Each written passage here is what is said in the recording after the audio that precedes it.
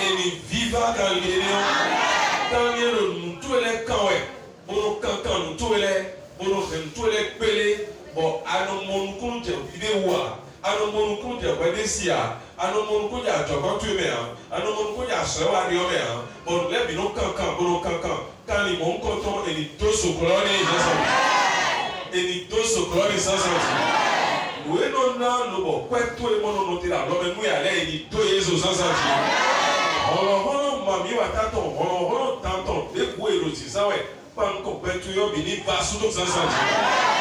Et si vous voulez, et c'est ni Adam, le dit pas, mais bon, et ni Eva, le dit pas, mais bon, dans la donc, Eva, les ouais, et vous voyez, dans la mer, si vous voulez, et pour le essayer, moi, vous voulez, pour le tabac, moi, vous voulez, bon, oui, ma vocale sont à oui, il a mis et pour moi, il y a des Jésus et pour moi, il dit, dans mon canton, il y a tout le monde, par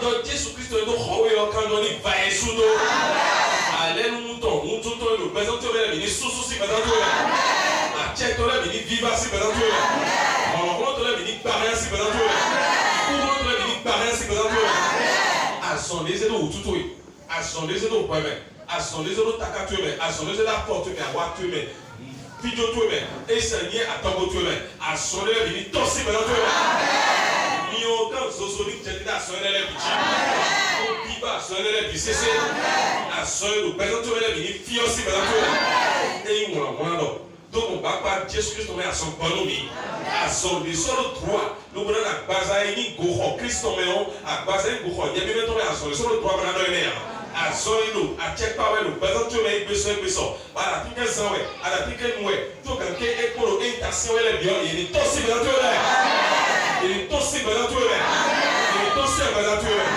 il est aussi présent et le nom que tu es pas mon mot opéré et le son que tu as mon son opéré mais il est aussi présent il est déjà ici présent nous 100 centimes nous 100 centimes nous sommes en train de faire tu me nous sommes en train de sortir tu me il est bien il tient les biceps alors les bini tchasi il dit pas les biceps nous sens ça là nous Jésus Christ de Nazareth on signe comme et ni bibo oui mettons et ni bibo barabara et nous tasser à oui si bibo tu coup si bibo nous tasser les potano et biceps et ni potano et biceps nous sens sentir ni potano et biceps pour qu'on ait les héros comme ça. Nous pouvons donc nous donner des millions pour nous faire pas ouais. Zochil me wele et nous potalo y ebise et nous potalo y ebise et nous tapo y ebise et nous guigne y ebise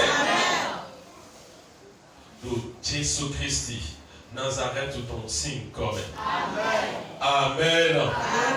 Tout dit il me pour même bon dose libé du tout minaï. Moi au dit Alléluia. Alléluia. C'est lui le tuer. C'est moi au point. Bon, allez, et c'est Matthieu chapitre 16. Matthieu chapitre 16.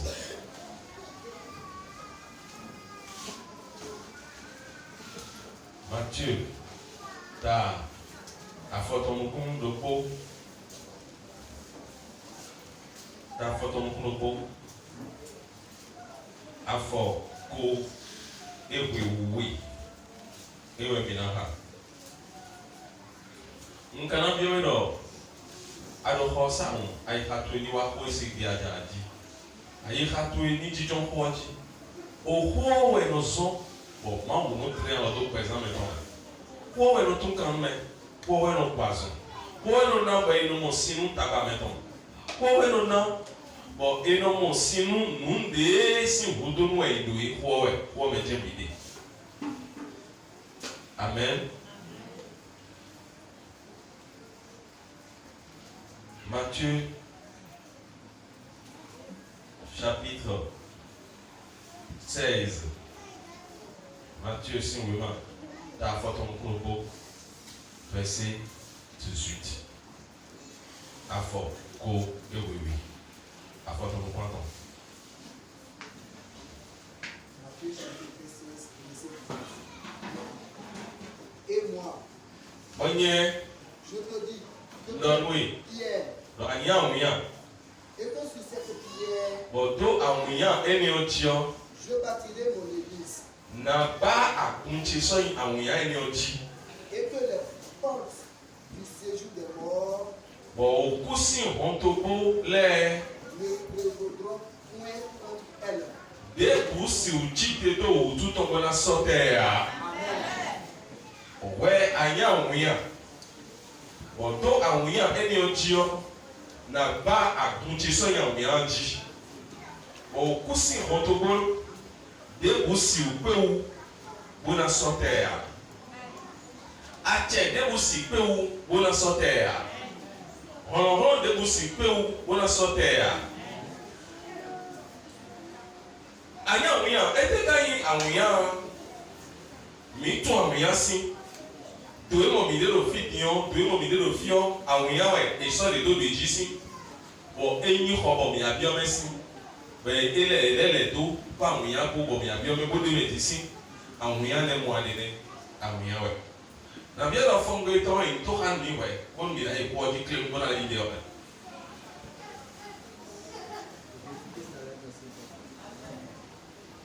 Yo madam ni. Mi se pe daka. Yo madam we. Ile we ko ti me to ni awuya. Bo awuya e lo duwe na so aguje ti do.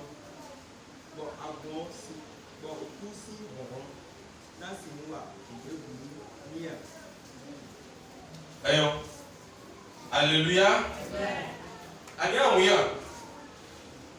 Bo awuya e lo jiwe na ba agunje didon. Alléluia. Le bo ku si ho to bo e si wu ande bo nu agun ni o. Jésus Christ do agun mi no mo bo inu ba bo peto le no de me le odo ya kenkene bo no ani kwan ka pe sansanti lo wewe nya wian de to ba agun na we de no agun e ko pa fo eyan ni mo do mo e ko pa fo eyan pe na do mo e me e ka ko pa fo do mo eyin mu tu na jole o mo wi wa to le o e ko jo bi sese ko jo bo ele ko do ti jo we ro e kun ba jiti oyeka na leko pede ya na ba akunte awunya ji bo ku ontoboto si usote ya agun ina ide yo ewe ni me no vodile ye me ni sunu nyonu odo vodile do meme o ye no voji ye wuzu jijo ye wuzu ese ni wa lo ye to le ye de alo simple gle ye to le me ye dio adigbade ìlọ́lọ́wọ́ ìjòdó àjòdé ìlọ́jọ́ ìjòdó àgàdé ìlọ́lẹ́ ìjòdó mẹsùsùdé ìlọ́sùn tirẹ̀dé ìlọ́lọ́ kámẹ́wẹ́ ìjòdó kẹ́ ìlọ́tọ́mẹ́ ìjòdó nù mọ̀ọ́nọ́wọ́lẹ̀ déédéé mẹ́fẹ́tọ́dẹ́lẹ́dẹ́ yìí dáná sí mẹ́ yìíwé yìí mẹ́ ìlú bọ́jì mẹ́ ìwúzú jìjọ mẹ́ gbígbọ̀ máwò tó délẹ̀ bọ̀ gbígbọ̀ máwò tó lò yìí gbáwẹ́lẹ́ yìí dẹ́lẹ́wẹ́ yìí àwòyàn dé èsì gbódò lọ́kọ̀ọ́gbáwẹ́. Alléluia. Et wabuto ewe Jésus Christ no so bono do ba akuntona akunye ton enya akun mi no mo ko do sande de no mi no mo lebo e lo bi bible e no mele no bi no mo do de ko mele no bi no do kan tie me no pe ko e akunye mi de no ra amo akun Christon Jésus Christon ewe ni me de ni me ko do ko jile me yo jijole mbodo we me no bɔdinɛ me wusulɛ me dalo si wɛ wuwumɛlɛ yɔ ye tɛlɛ yɔ kplekple ye tɔn wɛ nya kun di la ko wɛ Christ dza ye alléluia ya do sisi wɛ tiɲɔ anano kika mi awɛ wɛ lɔ nka yi do ko do agbɔn mɛ nugo wa ye tɛlɛ wɛ yɛ la kun eyi me la misa yi wɛ me do yɛ xɔ mɛ biɔ wɛ. O kakula ti manoe, mero yele xɔme biawe, o kolo tire dɔwe, mero yele xɔme biawe, o kalo kɛ ntono zotɔwe, mero yele xɔme biawe, bolo me sunwe do koigbe, mero yele xɔme biawe, bolo me sunwe da xime, mero yele xɔme biawe, bolo tire da xime do kɛmɛ o, me ne le we ya kɔn. Alléluia. Ple me no vɔdi le tɔn kple me yɔ dzidzɔ le tɔn kple me da lɔ si wɛwuwu me wusu tɛ yɔkpɔ kpɛbi wodo ninu me yɔkpɔ kpɛbi tɔ le kple ye de tɔ le yewɛ nyi me yi afungo kristu tɔn anakan bi ɔgbɛ de dɔ nyi do koro akun me tuluboa walɔ yi ne le de exo yi dɔ tiɲɔ de tɛwɛ kakoro nyɛmɛ de tɛwɛ kanyi walɛ ne le tiɲɔ de tɛ kakoro gbɛzãntie me nyi do koro akun me nuboa ni akoro kome si do kome nu me abi akoro kome si yɛ akoro tirɛ dɔ wɛ akoro mɛ zun wɛ akoro kɛntɛ mɛ wɛ mesi nu koro wututu yɛ pɛ wɛ mɛ no mɛ wututu kaka ba anusɔ ni no me pan kɔɛ alléluia anusɔ ni no me pan kɔɛ do ntɔn pɛ olu kaka wele no aganyi do kpo na kun yi dɔ yi di ɔmɛ a akun yi ni wɔ Jesu Kristu do na wa di da ewe dɔ ni bo dɔ anyi awunya pie anyi awunya pie anyi awunya ba awunya yɛ lɔ dziɔ na gba akuntsɛ de dzi mi ka ko tun alléluia amɔdɔ mi tɛ de sisan tia alléluia mi kɛkɛlɛ bo na mɔ mi mɔ tɔrɔ a mi sa xɔ mɛ o yɔrɔ tanɔ do yɛrɛ ko si wo yen nɔ yɔrɔ tanɔ do ma wo ko si wo yen nɔ yɛrɛ mi yɛrɛ kun bɔ bɔ a do a fo tɔ yi yɛrɛ ko tu mi xɔ tu sa sa ŋɔ tu ya alléluia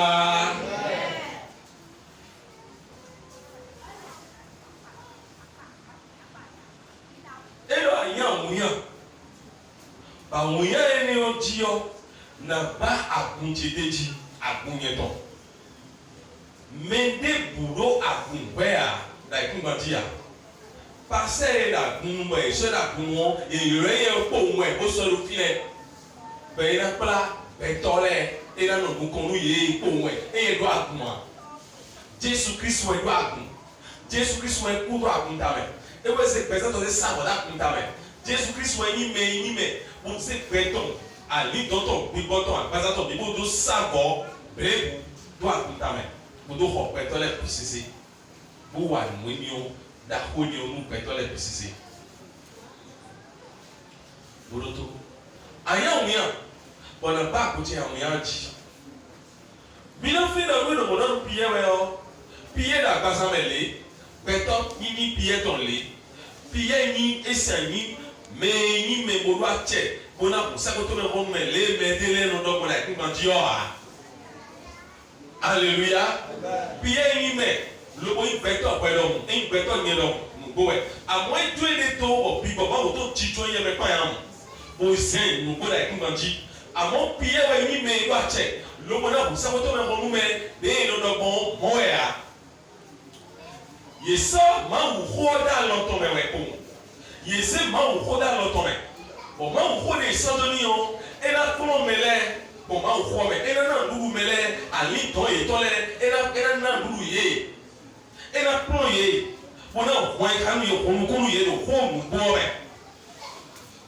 alléluia le kristu do na gbɔ eye dzi mo na gba aguntɔ gbɔ kenu yɔ edze ko nɛ eye wɛ esɔkpɔ la lɔ mɛ na ewe so bɛ enɔ ni dɔ mɛ tse ne anyi wɔnu mi yɛ kama piyɛ dɔ anyi wɔnu mi ya piyɛ dɔ nukɔtɔ ele kama yɛ wegɔ dɔ anyi wɔnu mi ya piyɛ dɔ wegɔ atɔgɔ ele kama yɛ o piyɛ wɔ ɛnɔ hã akunɔ ato lɛ bi sesesi ekpatsa piyɛ alɔtɔ mɛ wɛ esɔ kplekple de kplekple lo wɛ yina na nuɖuɖu mawu xɔ yina dɔ mawu xɔ nu mɛ lɛ o alɔtɔ mɛ wɛ esɔ do. Bon, plus ni on bêtole avec Annie, mais plus bêtole avec Annie, mais il est là dans notre Pierre. Alléluia. Bon, Pierre n'a pas eu mal, Pierre n'a pas eu mal, ewe na lobo pesa yeton ele do diodio wole do wezisa ma wo we na lobo yedesuo yikano meleze kwe wo yi ba wo ni o ka yi ma wo ni o pesa yeton ma wo desuo akun o me do pesa yeton le ewe ni akun ton de mi no do e we no l'église primitive do yo gbogbo be akun ja yole akun konton ne Christ we do ayi eye alo mo gbe ni akun we no do akun le pẹtẹlẹ si pele wẹ Alléluia. N'a pas écouté. Au caca de Dion, à Kuno, à mon parent. Et sous bébé, enlèvement. Et sous bébé, et c'est le yaka. À moins qu'à combler le bifo. Il est combler le bifo. Mais maintenant, nous, il n'est pas fort. Pour pas fort bifo. Il y a une finition. Il y a sa forme. Il y a une forme. Il y a une bleu, un bleu, le roulé. Alléluia. Donc, oui, dit-on-les. Donc, oui, dit le fion. Ni bêtons les nous, il pas fort. Il y a une finition, un bleu, nous, mieux pour le roulé. Il y a une bleu, ici, c'est une finition. Christ aussi en bon nos vies. Ani weso ba igbeso e no do ye owo na jijo nyiran to ji ye owo na jijo eseni weso ta Christ we nyiran to bo Christ mo ba de bo na jijo ji do Christ si to emewe mi ko igbe yo ba mo ko igbe yo nu mo do le do to me na bio we ya ken to me ko to me ya akpo mi mo ko to me ya jile di do ko to me ya o mesisi ko to me ya ati mani do ko to me ya donc ya con Christ on jona ino me kana di desi en panji ewe kai me do fotile me do diole me o tusu diole si pli yitelewe ngwa kun betole to mele lo pe lo po lo ko mele yo yesi wa mo mewe yesi ya mo me aton yesi ya mo me ne yesi ya mo me aton bo atun pe lo po le mele betole pe le bo lo Jésus do yo yesi ya mo beto aton do ite otu mais c'est comment ma uto e do e fo ma uto de yo mo do e fo ma uto me so do njo mele yo mais si vous y yo njo na le yo yitelewe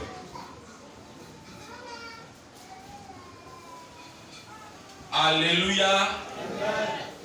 Alléluia. Amen. Mais ça comment vous tolé mais nele yetele posedo ncho me bon nous do bibeli de nous e ko me bibeli de nous bibeli do di do me o mais so ba yi khabe mais yi penale mais yi pe poser peta mais comment vous to mo fe o na ale mais comment to blo de ji mo fe o na ale ye me bi o chijo ko le yetele we ni akun do nko me le bodo ko le bo point ji ko ma ni 50 ans mi no kono ko me lo fileti mi no pe no ko lo sa fileti o mi si utu wa me ni me mon ko to nbo o puissant véritable mi si utu wa lo khebe na de po khebe no de po me no se ba o nu futa me no se ba o nous compte aller il ne pas que le bébé il no in contrito il no se to no a benile le be su po grand demi me vrele alléluia nous est clair do wa nya kunya wa le su be o fit nya nya un Pierre vous mi na kon 1 Pierre chapitre 2 vous mi na kon tout le monde allait voir Matthieu chapitre et c'est 16 hommes. 1 Pierre chapitre 2.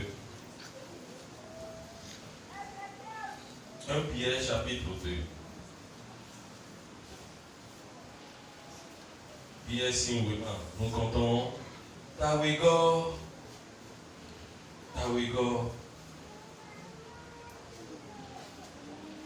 Minabesi Afo Enego. 1 Pierre 2, à partir du verset 4. 1 Pierre chapitre 2, à partir du verset 4. Approchez-vous de lui. Mi c'est quoi? Approchez-vous de lui. Mi c'est quoi? Pierre vivante. Ah oui, un pédéo est rejeté par les hommes. Bon, pétole pédaï. Mais choisi et précieux devant Dieu. À mon moment au soir, au tien, mais quoi le moment si nous conduit. Jésus-Christ en noyé. Le fils, Jésus-Christ en dessous de son noyé. Et des soignants, oui, à tout court. Il y a déjà un peu il y a le couteau. Il y a le fil de Bakodo. Encore, il y a dit, il y a le couteau.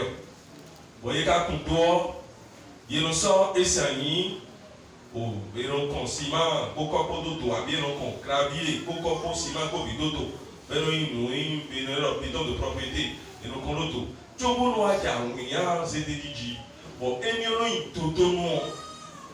Bo eno agbado ajito la ka. Jésus Christ wa yi toto. Béton de propriété de solution point en Jésus Christ ouais. Somi. Verset 5. Et vous-même, comme des pierres vivantes,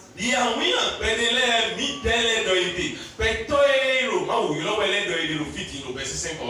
Verset 4, et de dessous, on est quand on est le fin, et dessous, on est quand on est souhait, et les bon, verset 5, mais fion, et voilà, mi telle de nous, ma ou sans les, et vous-même, comme des pierres vivantes, mi telle dessous, à oui, perdez-les. édifiez-vous Mini memoto sien mide kanji boyi ndudu. pour former une maison spirituelle. Bonanto si blo kweto doko pi bometon bona buzu kweto doko pi bometon. Bomine kweto pi bometon doko. Un saint sacerdoce. Minani azodasi watole wewiwe. En vue d'offrir des victimes spirituelles. Le bono minano si kanyi memona sabo pi bometon le no mawo. Agréable à Dieu par Jésus-Christ. Et on m'a aussi nous pour mon Jésus-Christ nous dit. Alléluia. Verset 6. Car il y a dans l'Écriture. Voici, je pose en Sion une pierre angulaire choisie précieuse. Eh bien, on sent à ouïa, pourquoi à ouïa, nous t'a dit, nous Sion n'y est donc. Et celui qui croit en elle ne sera pas confondu. On m'a dit, nous mais n'a mon ouïa pédéa. Nous te tenons à Michel, à Michel. Mais dit, nous en ouïa et nous n'a mon ouïa pédéa. Mais rafon bio. Mise bida ga bokanumi.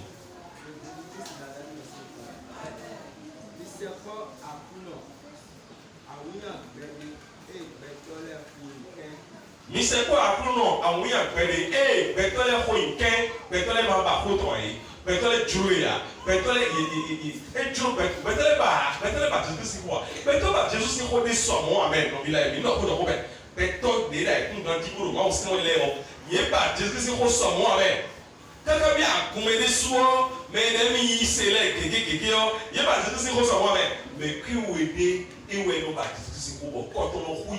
Mais il n'y a misa, il n'y a misa. Il n'y a c'est nous pour mettre Christ dans le roi. Vous nous assez. Mais que vous dites? Sami. Awuya le yiyon ye khoinke batala khoinke amuma okado mo awuya hokwe mama uchia.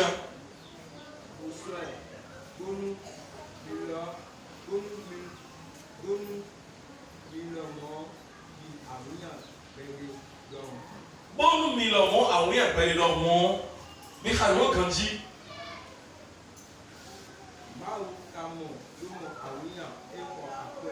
mawu do mo do mo awon ya ko pe na yi bo so e bonu mi lo mo ti awon ya pere lo eze na mere bo na gwa lo ni pere a mere bo ko me na gwa lo ni pere a. Alléluia. Mise beji bo khami. Amen. Mise ko akuno. Awuya bede betole ko ike. Bo ma o ka do mo awuya ko akwe. Bo so e. Bonu mi lo mo. Milon di awuya pere do mo. Alléluia. Et la somme mi do ba yewe ko 600 tona. Et la somme mi do ba yewe ko 600 tona. Somi. Minayi bosa kure ma o to mi mesi beta. Beta me no ba so mele amudia. Ni bo bio awuya we mi ni. Somi. Bona não foi bostando desse sertão mal. Bona não foi bostando desse sertão mal. Mina não sabe no mal. Bostando desse sertão ele não mal como é. Ele não mal no como é. Bom, Jesus Cristo dit. Jesus Cristo me donne beaucoup de temps. Amen. Ni popo mini awunya de yeso do ho gbawe bo amamo nkoro saneti to eni tion awunya wa be ezere do leji e wa tele wu to to be me e we so amamo de ezere do leji o akon gudu to ni kilo de ko to iro gudu do ko ko ta se do anamoro iso de do leji bo mo mi ka tun bo be lo so awunya do leji ni ba ko na ni popo ewe ni awunya enele de do ko fidie be ezere ho ba ra. Alléluia. Les propos de peu pour oui faut pour raison on m'a pas au quoi il doit d'auto il faut le dire on a eu ce sommet on a mon coup de nous qui est au fi donc moi il y a oui mais non on brique les de maçon les ezéo et non pas ouais il y a mon pote à ça vous tourner à côté là assigné mais dans c'est pas quoi là assigné mais dans c'est ouais vous c'est pas quoi là il y a il y a pas oui on était là c'est voilà. Ema no kokoro ne ça veut dire que awunya ne wa yin mu achi mo adon didi ya ajijon hoji ya asien ya agba petu do hoji ya wo no pe wo me le bo e no mi si green ni o emi si blo le ya e ko fe wuti e wo ni fe wuti e do mi tele ni o ko fe wuti mo yin mo ko holo safi tie lo yi no asema wo de ko do mo e no mo ko no be susu sin pesa me no wasabi jubonu anaya awunya elito awunya titembe elito no ko me hoton ewe na yi we na ba lo ba na lito wine akafon anu lo sunji wine akafon anu lo ba anu lo sunji we lo se mo me de bo na ya awunya ina to pa ho na bo mo pega dio mo alo subo gande o de na se mi da di do ma bla ba de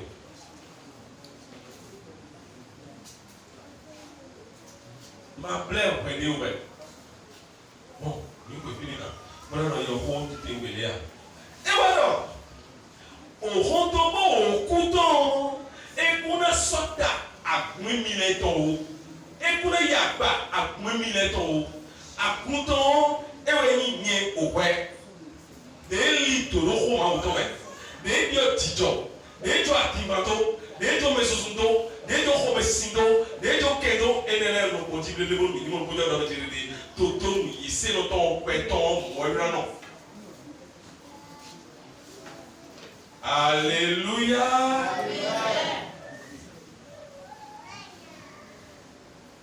Ainda moi mi no ki khawelele bi sise abi no ko le ro pe to me bo anu bi blowe anu lo sisawe anu nu ko ide bebe yo tondo menjide emi kun ko ya won bo ina to pa ho na kun na o emi kun ko ya ko to boya mo siso de so e pe to de le de bo ye de baba na yi nu kun me lo gbe nu mi de ti o a nu so de so ile o yero nu so we na do bio eyin meze ya ka me si gbe nu to na do isa ko to me na do di da e yo be na un beto chiga be na so e se kuma diro anle ma se gbe mo yero nu so de to so ya amo yero nu siso eyin o be da ho e na wa je meze ya ga si gbe mo si so e de ma ba ni gba wa ni to mo ni meze ya ga beto susu no igbe yo yero to so e de bua beto susu se ka ko hun meze ya ga wa beto susu ko so e de to meze ya ga si kolera beto susu to so e de bua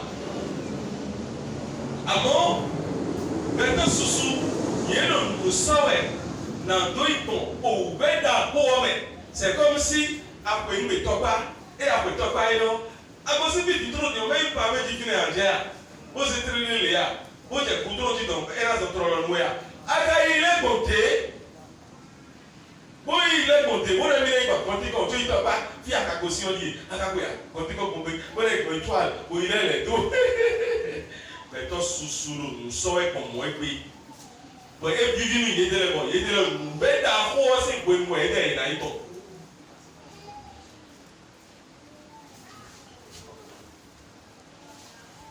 Non, oui. Retourne au couteau, Jésus fait mon nom. Et t'es quand il retourne au couteau, pour le temps. Retourne au couteau, dit. Et mais si on vient de se souder, quand nous vivons au LG. Et mais si on vient de beaucoup vivons au LG, beaucoup à se dire, mamie ou à ta dit, beaucoup on le rose, tout ton lèvre, c'est ça. Et il nous est là, il faut donc pas tant, il va y on le rose, tout ton héros. Et il nous est là, Christ de l'offier. Bon, on si tout est aussi au soldat, à moi et puis sur le plus bas, mais il va impliquer le pot, ailleurs, oui, le pot, mais j'ai la bombe, on si tout aussi soldat, oui, ah. Oui, mais le père, alors nous avons eu un mieux tranquille. Jésus-Christ est doué. On si tout en est. Il était là, oui. Big Ben, on a ramé le sang, mais à mon nom. Big Ben, on a mis au soudi. Nous avons trop quoi pour le lien au soudi. On a tourné le mal au cours de l'eau. Et nous avons dit à court de poids, des coupés, 10 mètres. Nous avons mis au soudi. Il y a au soudi, pour le gagner ici. Bon, nous avons dit qu'on s'en roule. Et nous avons mis au soudi, papa. Mais quand il faut ça, un coup de l'homme, on va mettre dans oui. Maintenant, c'est TV. T'as le coup de oui, le coup de bobo. Maintenant, c'est TV. Maintenant, il y a au soudi. Bon, il faut qu'on retire. Et quand nous nous fournissons, nous nous rodéa. Nous rodéa. Vous pouvez nous rodéa. Après, il me dit, bon, il y a des coups de l'homme, il y a des coups de l'homme, il m'a bien n'est pas où. Il m'a pas où. Et moi, c'est mon expression, les filles, mon nom, nous avons dit, et moi, je dis, oui, mais nous t'abattons, nous, et nous potatons, et nous potatons, et nous tchaoué, dit trop, nous y dit, bon, et nous rodons, mais nous sommes titi. Vous formez comme ça. Oui, mais nous t'abattons, nous, oui, mais nous yatons, nous, oui, mais nous yatons, petit, oui, puis découvrir avec dit trop, puis découvrir à la hoïti, puis découvrir à la potato, et nous potatons, nous, pas au potato, on dit ben des léons. Nous nous les couler faut bien mon léon. Nous les couper les avancer. Non, il y a un lieu quelqu'un va confier ouais. Il n'ont pas parlé avec. Mais c'est ça. À mon pays sur le kilomètre, et mi pour cela soyez ton les bleuets ou à Timbaso, à Toso, à Kedo Meso, comme Sisizo, à Komimozo, à Solinele des Mébotijons mais pas à moi. Donne-moi le nénéméon. Alléluia. Tout la ouïa ouais mini bena tout pas au coup on te botolé au contobos au coutolé il pousse au sota et mio avant comment dans oui mais nous conseil là si nous prenons assis au ciel assis au djidjania assis au prend do ko we na so ba do ko nous prenons mais nous sommes nous prenons mais nous sommes dit mettons lito nous prenons mais là où nous sommes quand il est quoi il est le quoi ça bon le quoi ouais le quoi mais il est le quoi et puis il s'en met le quoi et puis le quoi de nous tout quand nous mettons avec toi mau quoi bébé on est mau quoi nous tout quand nous mau quoi nous sommes pour permettre nous uso mau quoi whether you try to do, man, whether you try to do, they were in try to do. They were in that to do. They were the whole day. Among man who were up. Woman, you won't come down with which is soon of it. Nia, you may look up, but don't hold power. Hallelujah, no mau. Kiko no mau. Among when I declare, you may look up, but don't hold power. I'm not saying we didn't come. I'm not saying we didn't hold our process. Et alors, approchez-vous de hein? De Dieu. Hein? Ah, autour. Oui, il y a un autre entier. Approchez-vous de hein? L'huile. L'huile. Et Dieu me le connaît sur l'huile aussi, ouais. Hey. Approchez-vous de l'huile de Dieu. Approchez-vous de lui. Mais c'est quoi? mime awuya pẹ̀lẹ́lẹ́ amọ̀tí mime nya awuya pẹ̀lẹ́lẹ́ mime nya awuya pẹ̀lẹ́lẹ́ minyiwa yi dɛ minyi sɛkpɔ yɛ ne kɔn sɛkpɔ akuno mo amɔ akuno de alo mi mo mi bɔtɛ wa wɛmɔ akuno de alo mi mo mi bɔtɛ wa dzi bɔn ne asɛkpɔ akuno mo ɛmɛ yi xɔ ma wò tɔn xɔ tɔn wɔ yàrá sɛkpɔ wa xɔ tɔn wɔ yàrá n'osi ya xɔ tɔn wɔ yàrá n'oyi tó pɛtɛ tó yɛ ya xɔ tɔn nu kulo mi tɔ lɛ ɛmɛ yàrá n'oyi tó pɛtɛ tó yɛ ya ne ma kanu yi wɛ ya lɔ diɔ ne yàrá lɔ minyi awuya pɛdi minyi awuya pɛdi minyi awuya awuya wɛ nyɛ koko minyi bɛyi dolo ɔgba wɛ nka ko rɛ zanzanti do akɔnɛ awuya wɔyɔwɔyɔwɔyɔ akɔnɛ awuya fotofotofoto awuya esie awuya elito awuya elofɔfɔ ɛna tó gba agbɔna ɛna tó gba agbɔna hallelujah ɛna tó gba agbɔna. A Jésus Christ, nyɔnu Jésus Christ, asi Jésus Christ, le yawa dida, eroko, ebe yawa dida, wɛwɛ ka ime o, nyɛwɛ ime o, wɛwɛ ime o, mɛ yawa dida eroko, eka yɛrɛ da pɛ kɛnɛ ya, mina yi to kɔnɔ kpɔmɛ, esi ka xɔ yɛ Jésus Christ de ko do lo xɔ dɔ yɛ, amen. Bɔbɔ se la tɛti bilen mu tso ma mina tsi te bo ko dɛ wime le ye wesi wale ye wesi lo tɔsi nkɔmɛ bɔ paase ɔnye wo lo tɔmɛ lo tɔsi nkɔmɛ eyi wo lo biɔsi lo tɔmɛ lo biɔsi nkɔmɛ eyi wo lo bibɔ wesi nkɔmɛ ale ye wesi de wa aleluya ale ye wesi de wa eyi lɔ eyi wo lo tɔmɛ bɔ ye wesi lɛ ti nkyɛnwɛ. Bɔn ma lɔ yi kɔ Jesu Kristo lɔ yi lɔ tɔ bɛ de y'a hun ale yɛ gosi de bua bɔnna kun fi ma dɔn mi mo sɔbɔ nin ma wo jɛ diya y'o kulo bi y'o kulo livre o sɔgbe bon dɔn mi lɔ dimanche prochain de minɛn bɛ minɛn bolo bɔn fiɔ dimanche prochain mi mɛ na nin kɔ do filɛ e ko saisie nin kɔ mi tɔ mi mɛ na nin kɔ lɛ fiɔ 16h00 mi sɔgbe o fi 1 heure de temps wɛ yina bɛ enseignement. Omina ya ole wesi. No Jésus Christ le mi na tia yemi tole do bime. Kan ko ho. Mini na teji. Bi wa mi to ko sekpo. Level bu mu yonji ko boton yo mi. Mini se ganji. E mi ka level bu te tu mi to bo mi ma yo na wa. Amo mi wa sin to me o. Tu ba na mi lo to me. E lo tanda me. Lo me susu e yo lo to me mana ye lo prometi. E na ni prometi boa. E me lo to me ko mo ko gege. Il est tourné hier aussi là. Il est tourné baptême-moi. Tiens, bon hier aussi mais amont et là il nous prend mais ouais et donc on lui donne les mots d'oji ou tereji ou insister dans les mots d'oji bah il quand nous vient. Alléluia. Autant tant mais il y a aussi les prions il nous a prend lui et ouais son bon ils sont comme vraiment gagne.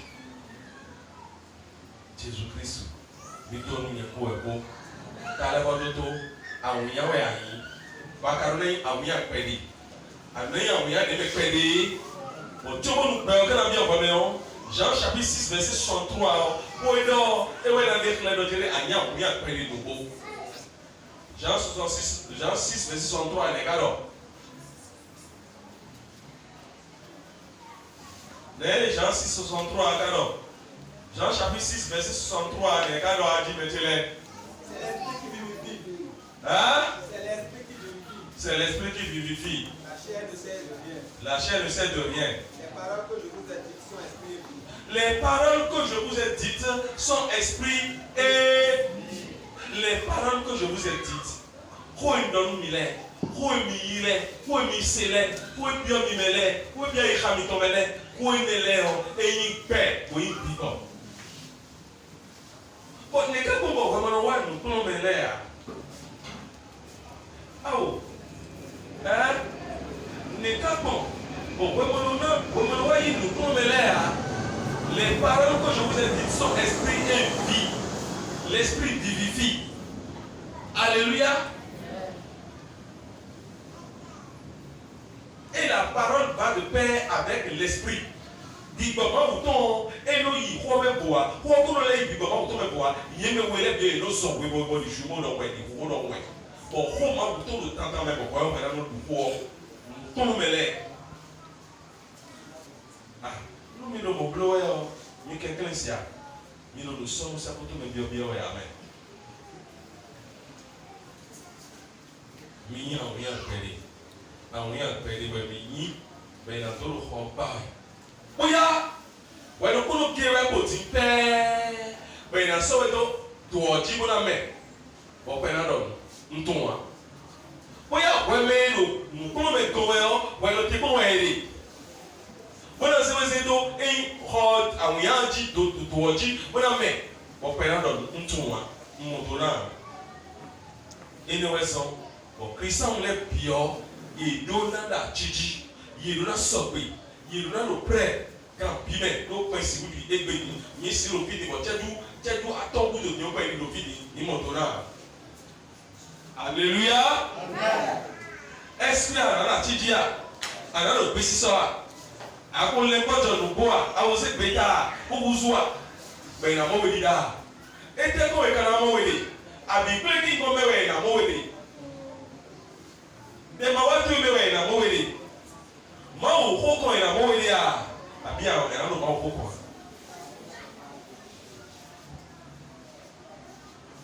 Bigo de boy bigo o voile ai fatuida li ni otio soni che kloni. Amen. Soni che petome. Amen. O viva bi bene se ali toji. E ni cha bi bene bisa santi. Amen. Ti tira for toji. Ti tira for toji. Il a dominé la mort et l'enfer. Le Seigneur Jésus est le Christ a dominé.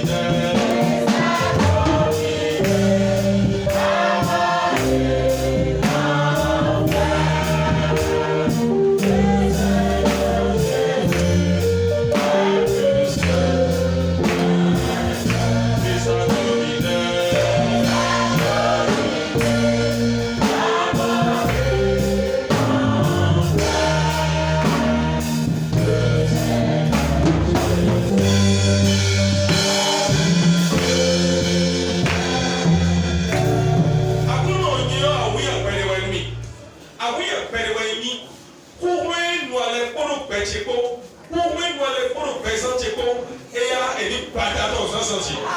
Pour lui, moi, les poudres, ni dans Tchépo, et ni bata dans un senti. Pour le Jésus-Christ, quand même. Il y a la folie. Pour lui, moi, les poudres, par exemple, Tchépo. Pour lui, moi, les poudres, ni dans Tchépo, ni dans Tchépo. À vous, nous bata dans le bata dans scène. À vous, nous vivez sous nos de un senti.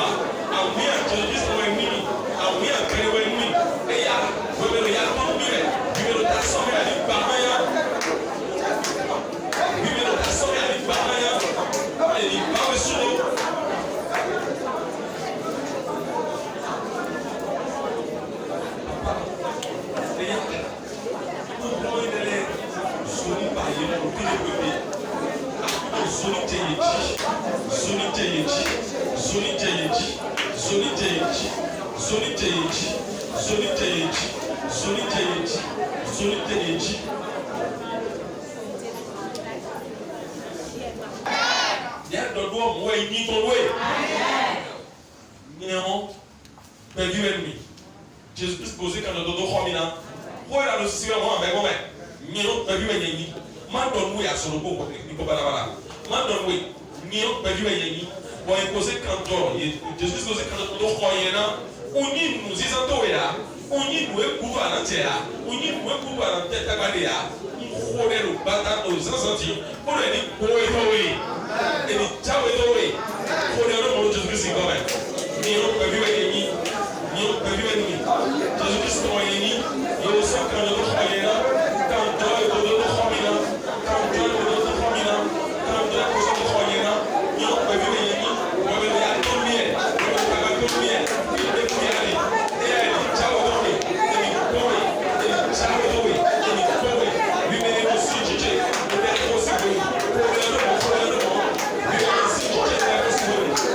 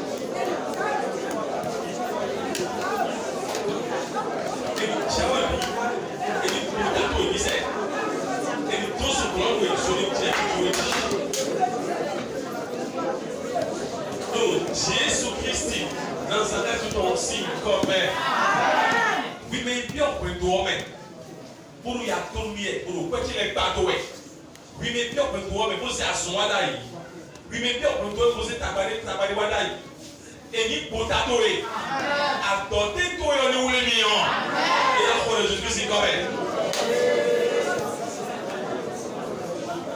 oui mais bien pour toi oui mais bien pour toi oui mais bien pour toi nous nous attendons pour y attendre vite débrouiller attendez toi sur le nuit attendez toi vite débrouiller aller sur le diable alors bien pour toi alors pour nous quand et il y a celui par où on dit tout le monde et il j'avais dit tout le monde et il pas d'accord et c'est et il t'a pas dit le problème c'est lui qui a venu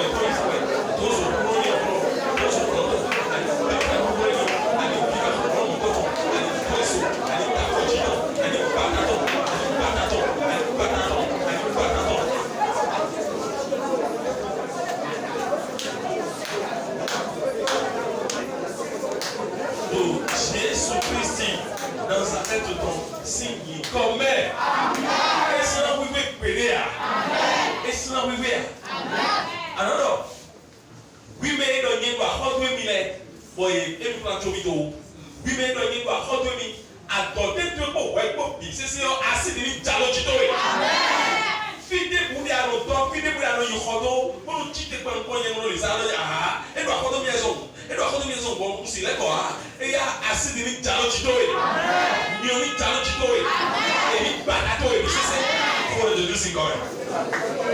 Nazareth ton signe comme à Amen. Bon ouais ni bon ouais. Il y a un rabat ouais ni dos au cloton. Puis bien oui ni dos au cloton. Alors quand Jésus-Christ on soit reloué. Bíbélì ta si ẹnu yóò tẹ lẹ bi ọ kanjọ Jésù Kristo ni sọ akọlu ye wò ká mọ kanjọ ní électrocuté ye ní wúzù wò tension wò pli ye fún ẹ Jésù sí kọmẹ kanjọ Jésù Kristo ni sọ akọlu bíbélì ta si ẹnu yóò tẹ lẹ wẹmẹ ta si ẹnu yóò tẹ lẹ wẹmẹ kúfẹ ẹ yóò bá fún mi ní ta si ẹnu yóò tẹ lẹ kanjọ Jésù Kristo ni sọ akọlu ye kanjọ ẹnu ní wúzù tẹ kúrò wò tension wò électrocuté ye.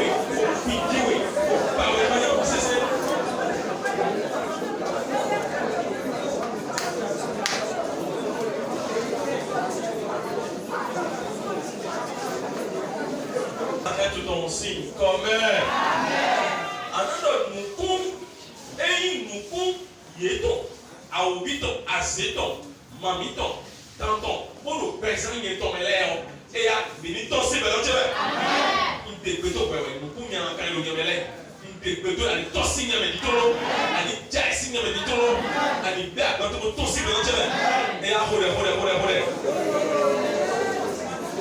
Nazareth ton signe comme mi hore ya donc on va écouter nous et tiens le tito et nous pouvons présenter ma wa khosu khode ai ala son jewe pile lo vivere on se alors tu le fion alors ici tout il y a un kanguru na lo niko Jésus Christ Nazareth ton lo ganki ho lo be lo cheto lo be akuno àwọn no ho tweme bo ko pe bi yin ngbo ko to bi sese yin ngbo e ene o turo gairo be tituro lo cheto lo be tituro on de beto aso de bola pasa e lo lebe agbasa de ayilodo ko khotoi agbasa de ayilodo khotoi sawe bo enyi khopeton bo gwe na no eme bo bibo we na no eme bo nu de bu so si no eme ha on de beto kwe azon de bodo enyi atoko me wa khome no wi me ni yo azon engele bi to se do to me amen ndudu enyi be na we du da mo me ha on de bedo ani suru bi se se do amen on de bedo bi ni to se be do to me amen ndudu enyi be na we ha nu de bodo so do pe to me ko khode agiye no mu ko we so do we bo gbe no mo ho pere a de beto pito mon koto ni tosi beto ya amen eni jai si beto ya dito no e wona do jirede Jésus Christ do bodo jirede do bon papa e mile to mewe no aso ponu weni ba son de bu so si no kwebe ha aso pito so si no kwebe ha aso e do takame e do awame e do tijome e do me e do awonyonuwe e da kame eda dume eno nukume eno ti debudo agbasa tueme esinya kliwelo soni fio bisese on khorelo fide po so jicha indo fide po so representer na abi no de po so representer na bon munyo wero epe no gbetu jiwe ho soni fio le bisese soni jino le bisese soni jabije di tumoti quand Jésus Christ any bio present women. Quand Jésus Christ, any bio dans votre women. Quand Jésus Christ, any bio takatu women. Quand Jésus Christ, any bio yono petu women. Quand Jésus Christ, any bio present women. Any bio toto women. Tout de bono doué, tout de bono bewe, le fit de bono women. Nous de bono women present women. Et à soni fiore. Amen. Yeni jaisi present women. Amen. Aliwero alkawe. Pero vivo vamos todo bien present to me on so do kwame mo abu ni so do kwame be mo abu a lot no e yin khobesi so ni teji amen mo no plan ni da betwele no plan no betwele do note betwele do vivo betwele do no konyi no la li no wele bio so ni temiji amen e ni viva e mi sese e ni ba e mi ran e ni futu ye mi sese amen e ni ta ye mi sese amen mi o ka soso ni teji amen quand on est beau de là, oui, le coup comme quand on est où les millions, quand on est où les os, quand on est où les millions, quand on est où les millions, quand on est où les millions, quand on est où les millions, le tien tout mais quand on est où les millions, au fier, c'est béni. Le Jésus-Christ c'est une comme mon compte de mon roumé nous les bénéfices, mon compte de roumé nous les bénéfices. Jésus-Christ dans ton signe comme moi xolé do pi baye no solo ko da betu le no mo ali glo mu xolé do pi baye le bien ni baye bi raya ni ta fo e bi ji e ni e bi sali to ji e ni baye bi sali to ji no e ko nyimo no vito ile e ko nyimo no pesan lo le e ko nyimo ko glo no nyabe to bo sunji le bon glo no agbo ko ka be la mo mele Jibi ma otole pia to ko be no ye. Jibi ma otole pia ye me. O votre ye bi sese. E bi ta fo ye ji. O na so e ko ni pele. Mo e ko se to atoko to mele. Pe mo e ko jelo ta atoko to mele. Bi sese we no fio we. Amen. E ni to mo mi me. Amen. To mo do me. E ni to mo te ro te ro me. O pusi pe za to me. Amen. Merci. Kaka doli. Amen. Jésus Christ Nazareth on sait comme amen. On nous tue. On te paie la peine. On nous tue. En même temps, on est catholique et ma condia. Donc on a comme au bio pour le Jésus Christ. Jésus Christ dans nous. Matthieu oui à 40 ans. Matthieu 7 ou 8. Et donc car qui demande reçoit. Mettez vous bio et le yé. Et ni tiens-le mon nom présente toi. Et qu'on nie mon nom présente toi. Le Jésus-Christ c'est correct. Amen. Amen.